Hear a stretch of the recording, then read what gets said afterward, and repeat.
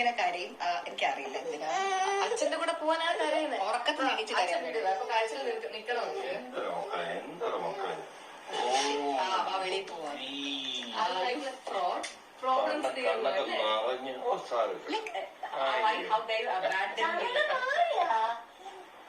ഭയങ്കര ഹാപ്പി ലൈഫില്. ഇപ്പൊ മൂടില്ല, ഒന്ന് എടുത്തോണ്ട് പോവോ, എടുത്തോണ്ട് പോവോന്നൊക്കെ. നോക്ക് അങ്ങോട്ട് നോക്ക്. ഞാൻ ഒന്ന് എടുക്കാം. അപ്പൊ മിക്കവാറും ഒന്നുകൂടെ ചിലപ്പോ നമുക്ക് പോവാം. പോവാം. അച്ഛൻ ബായ് പറ.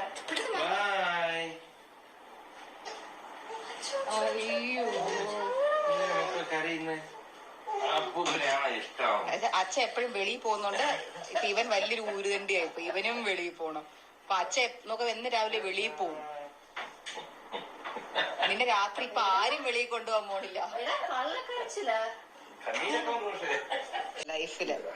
ഓം ബേബിയാനു ഹലോ.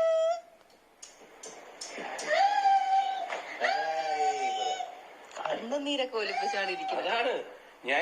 ലൈഫിൽ ഭയങ്കര ദുഃഖം.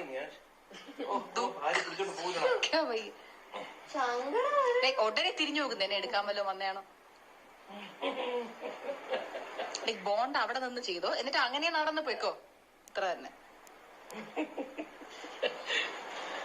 പണ്ട് നീ വയറ്റി കിടന്നപ്പോ നിന്റെ അമ്മയുടെ ഒക്കെ വയറൊക്കെ തടവി കൊടുത്ത് പാട്ടൊക്കെ പാട്ടിട്ട് അവൻ വിരിക്കുന്നത് വളരെ ക്ലോസ് ഒരാളാണല്ലോ അല്ലേ. പിന്നെ അവ ഇപ്പൊ കൊറേ കൂടെ അച്ഛനെ പോലെയാണ് കാണാതിരിക്കുന്നത്. അത് കൊറേ പേര് പറയുന്നുണ്ട്. Diya Krishna 2 cross, Krishnakumar 2 tick. പല്ല് കൂടുതപ്പോ ഹൻസിക്ക കഴിഞ്ഞ ദിവസം പറഞ്ഞ അച്ഛനെ പോലെ ഇരിക്കുന്നത്. അവിടെ നിന്റെ പല്ല് എവിടെ?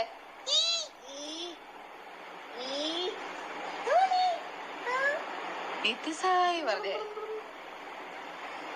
നല്ല മണം. കുറച്ചു മുന്നേ കുളിച്ചതേ ഉള്ളൂ. നല്ല മണം. അവന്റെ ഫേവറേറ്റ് ബോഡി വാഷ്.